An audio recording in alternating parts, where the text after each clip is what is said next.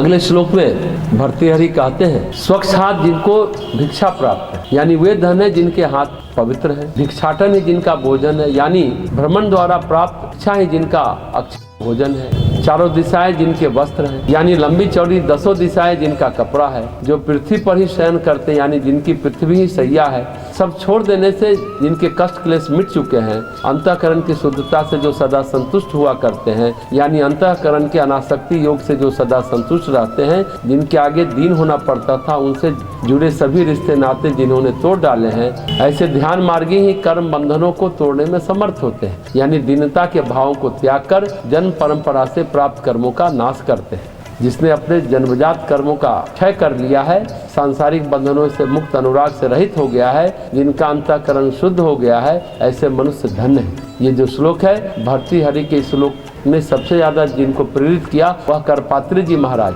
करपात्री जी महाराज इस श्लोक को अपने पास लिख कर रखते हैं। करपात्री जी बड़े महात्मा हुए हैं, दंडी स्वामी हैं। उनकी एक पुस्तक है रामराज, मोटी रामायण जितनी है। उन्होंने संस्था बनाई थी रामराज संसद। गौ रक्षा कानून पर एक आंदोलन हुआ था, उसमें तत्कालीन प्रधानमंत्री इंदिरा गांधी ने साधु संतों पर गोली चलाई थी, जबकि वह शांतिपूर्ण आंदोलन था। उसमें हनुमान प्रसाद पोद्दार जी भी थे। उस आंदोलन के रक्षक और संचालक थे करपात्री जी महाराज। इंदिरा गांधी ने गौओं की हत्या करवा दी, जो गोलियां चलवाई उसमें कुछ गाय मरी, कुछ संत मरे। तो करपात्री जी ने उस मंच पर कहा था, मेरा जो अपमान किया है मैं उसको क्षमा करता हूँ। जिन साधु संतों की हत्या हुई वो साधु संत भी क्षमा कर देंगे, लेकिन इस आंदोलन के साथ चलने वाली जो गौ की हत्याएं इंदिरा गांधी ने गोलियों से करवाई है, इंदिरा गांधी इसी तरह गोलियों से छलनी होकर मरेगी। उनका परिवार, उनका खानदान पनप नहीं पाएगा, उनके बच्चे पनप नहीं पाएंगे। करपात्री जी महाराज का श्राप यथावत सफल हुआ।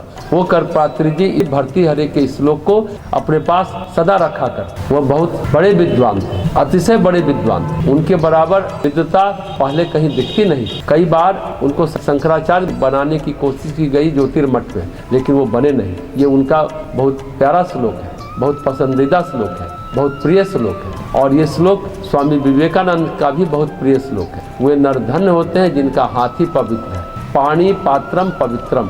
करपात्री जी भिक्षा के लिए कमंडल नहीं रखते, इसलिए उनका नाम करपात्री पड़ा।